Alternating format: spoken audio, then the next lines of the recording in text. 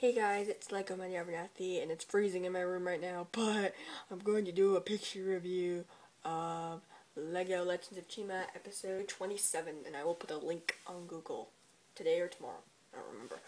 I don't know, but sometime, well, let's just say sometime whenever I remember, because my stupid brain does not remember. I have a small brain. I'm stupid. Deal with it. So anyway, episode 27. I took over like 900 pictures. Not on episode 27, combining 27, 31, and 30. So, yeah. So it starts off the episode where Eris, it's like flying and she's peaceful, and all of a sudden her wings catch on fire. Of course, they just, something bad just has to happen while she's flying in the air. And remember, guys, I make jokes on it, and sometimes doesn't even relate to the episode stuff. So there is, you guys can see the feather detail right there, and I wanted to make sure I got that and stuff. And she's falling towards the earth, and then she wakes up because it's a dream. She looks at her wings to see if they're on fire, and she falls over the edge, crashes through the glass, and then it shows Legends of Chima. And then it's all peaceful, and you see her flying, and then LaValle and Krager's playing Chi-ball, which is basketball, I guess. And see there's the basketball and stuff. And Eris just happens to fall, and they're like, "Oh, hey, look, you're back." And she's kind of confused on what's going on and stuff. I was like, "Who cares? It's peaceful now." Stuff, and they show them the tanks and stuff, and then they plug in their drug and start playing when they're high or something. And then Galuna and Wonald come and stuff, and they're telling them about the Outlands and stuff. And she's like, "Oh God, not that again." And they're just saying, "Oh wow. There was a black cloud, and Laverta sacrificed his life, which was LaValle's uncle, and stuff. And, yeah, then they're like, whoa. And then it switches scenes to where they're in the gorge, and then the Chi, that little sliver right there, that's where Scorm threw the Chi in there. And the Chi magically, its power magically goes through the ice and into this guy right here, who wakes up and stuff, and he's like, he can move again, then he breaks out, and he's like, "Oh, I'm alive." And keep in mind, he can't walk in this episode, because he can't walk very well once it comes out, because it's been like over 1,000 years since he's walked on his feet, so, and probably they haven't thawed yet, so they're still frozen probably, or numb.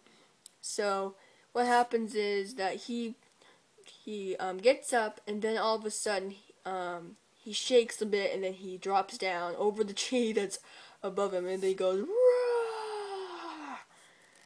stuff, and then he notices, "Oh, look, all my friends are frozen as well." Wow. And then switches scenes to where LaValle and Krager are riding, and Galuna and Wonald are there. Stuff, and they're riding in their tank and stuff. And I like Krager's design. You get to have two people. I guess one guy controls how to move it, and the other guy controls the gun and stuff. And Eris is trying to explain to them and stuff. And I wonder what Lego is trying to send this message to. So I don't think some of you guys understand it, but yeah, when me and Eric were watching it, we're like, "Oh, okay." And they're like, "Oh, you're crazy, Eris. Nothing like that can happen." And she gets like really pissed, and then and the guys are just confused. They think she's gone crazy and stuff. And Krager's really rude to Eris a bit. She's trying to explain to them, and then she gets pissed, and then she flies off. That's her right there and stuff. And it switches scenes to the cave, where Scorm's walking, and they're like, "Hey, Scorm, we found a whole bunch of cheese." And Scorpion says, no, I don't want that chi. Throw it in the gorge. And they're like, okay. So guess what they do? He looks at his friends. He's like, I must break you free. And magically, Scorn, being the asshole that he is, screwing the world over, he drops all the chi down there. And he's like, oh, there's enough chi for my people to get out, sort of. And he's like, okay, if this thing made me alive, I can do that too. So he grabs all the chi, and he throws it into the ice, which magically, the chi goes magically through the ice and brings them alive. And they all end up in the orb thingy. They're alive, and then they walk out and stuff, and they're like, oh, we're alive. It switches scenes to where the great race is about to start and stuff, and Plover's like, why don't you come into my jacuzzi? And Skinner's in there. It was like water, and then he stank it up. They're like, no thanks. I find this funny, because the Ravens are like, okay, this is what it's supposed to be. It's supposed to be the legend beast. And then they pull a lever, and he flings off and stuff. And Bladvik is trying to buy something. And then Eris eventually sells it to her. And then she realizes, oh my god, she's on fire. And magically Laval just happens to walk by. And Winder's in the background. And he just sees Eris running in circles in the shop. Thinking she's crazy. It's like, what the hell's going on over there? So he just looks over and sees Eris running in circles, saying, I'm on fire, I'm on fire. And everyone just thinks she's weird. So then she falls into this thing, and she gets kind of mad because people are laughing at her thinking she's crazy, and she gets mad, and then the race starts, and it's just the guys racing. It's not Eris, it's Laval, Krager, Gorzan, and War is racing and stuff, and they race and stuff. Laval, being the show-off butthole that he is, he just goes magically over the ring and stuff. He's like, oh, I got an idea, Krager. I'm wondering what Lego is trying to say here. Oh, it's okay to plug and drive. Yeah, it's okay to get high while you're driving. Nothing could possibly happen. Good job, Lego. You're teaching the children now that it's okay to drink and drive. There's no consequences. There's consequences when you get pulled over by the police. Then what do you say? Oh, I got it off of a TV show. They say it's okay for me to plug and drive. Yeah, right. He's like, okay. So, Krager, plug the orb and we'll just get high and drive. And then he plugs it, and then Krager follows him and plugs it. And then they have these little anchors and stuff. Laval's is really shitty, and Krager's is just with his weapon, which is really cool. The Gorzan decides, on the Ring of Fire, he decides, oh, I'll just put my bananas on a stick and put it near the fire, and they'll be roasted bananas, which is pretty funny. And then they do another thing where they have their weapons on a curved thingy, and they break. And they go flying. This is one of the reasons why you don't plug and drive. And then they fall into a bush. They're like, oh man, I regret drinking. Yeah, it's all fun and games until you actually fly off the track and fall into a bush. That's so realistic. I can see somebody, like, they get pulled over by the police. Like, sir, why were you drinking and driving? Oh, I saw it on Lego, Chima.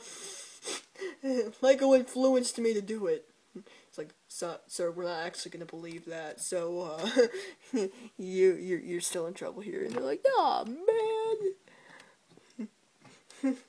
That's what a lot of my friends say when they're in trouble. It's like, she's like, why'd you do this? I saw it on a TV show. So the Gorzan goes in front of Juarez and wins and stuff. And he like, Juarez goes up behind him, and he slaps him with a banana, and he falls. And he's like, okay, you get the golden G and stuff. Sorry, that's the golden G. And then they're like chanting, dude. And stuff. But Juarez has this kind of pride thing where he doesn't like losing and stuff. And then Laval and Craig are like, oh, let's go chant with them because we're both morons. Actually, Laval's the moron here. He's a fucking moron. Let's be honest here. So they switch scenes where they have all their weapons. Where'd you keep it all those years? And then so they have a new guy, and so the the, the vulture takes the chi out of that guy. That guy dies and plugs it into that guy, and he's alive. Which is pretty funny. Like, oh look, we're alive. The magic chi brought us alive. He's like, yeah, I guess it did. I like this guy. He's my favorite. I don't. Kimberly, can you please tell me what his name is? And stuff. Because I'm still memorizing them. So, what she's doing here is Mungus needs 3 chi orbs and stuff. So she plugs one in, not knowing she has 2 right behind her. And then she plugs 2, and then she's like, okay, we're out, so you give me yours. And she takes it from him, the guy dies, and then he's alive. He's like, yeah, I'm alive. And then he grabs that guy and pulls him. And then, like, up to the surface we go. Freedom. And then the scorpions see him, and then they all get frozen and stuff. And then Scorp gets frozen. Why didn't he die? I don't know. So then they keep walking, and then it's Shadowwind's helmet, which reveals that he is kind of alive, and some of you guys have said he's frozen. And then switch scenes and stuff, where they're at the market and stuff. Gorzan just won. Where do you keep that chi, dude? Do you keep it in your pants like Lavertus? I still remember that picture where he's just reaching to his balls, and I'm like, oh god. So Eris is kind of spooked and stuff. And Cracker's just really rude to her almost like every couple episodes. He's very rude to her. That's why I like Cracker. And so he's like, you must be going crazy.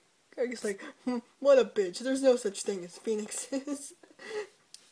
Like, you're going crazy. Lil hits him. He's like, dude, be nice. She's confused. He's like, yeah, right. Laval goes over there to comfort her, and then Razor just happens to move this giant wood thing in there in front of him. They're like, you see the wooden wolf too, right? Yep. And he's trying to comfort her, being all sweet and stuff. And he's like, come on, have some fun. Don't be worried about some phoenix shit. You're still young. And it switches scenes and stuff, and the spiders and them are fighting them off. They all get frozen and stuff. And there's that guy. They enslaved a white wolf. There's Stealthor and stuff. And they're like, oh, lift this thing up. And like, they're gonna lift that up in a minute. Which I think is the twin blade. I don't know. But then this guy, he sees the song. He's like, oh, I'm gonna put it in my mouth and eat it. It's like, Mongoose, pick this thing up. Okay, scorpions have been living in that cave for like all of season 2, and they have not once recognized this icy thing with a saber tooth on it. He pulls it, all the weapons come out and stuff. They're like, oh. And then they touch this ice thing, and a magic flying staircase leads them out of the cave. How realistic. And then they all ride up to victory. There they go. And, yeah, they just ride up. And then they're all talking about good times and shit, so, yeah. And they're just laughing and shit, so...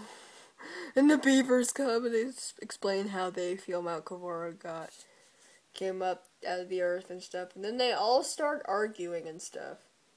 They're like, no, it was the rock beast, Brickmaster, from the rock beast who created it. I think that's what he said. I did like what Brickmaster did. There's no rock legend beast. That's from Brickmaster C's videos. And they all argue over it and stuff. And they just start an argument. Lavelle's face is just so priceless over here. I just couldn't resist. He's like, hey dude, we're gonna lose our friendship, Lavelle. Nobody's friends with you. They're just gonna eventually use you as a human shield. He's like, okay, what the Lavelle, your fucking face. and stuff. And it switches scenes to where Skinny is near the gorge, and look, there's snow flying out, and like, oh shit, and there's the end of episode 27, so yeah. Episode 30 review will be uploaded right after this, and I will see you guys later. Bye.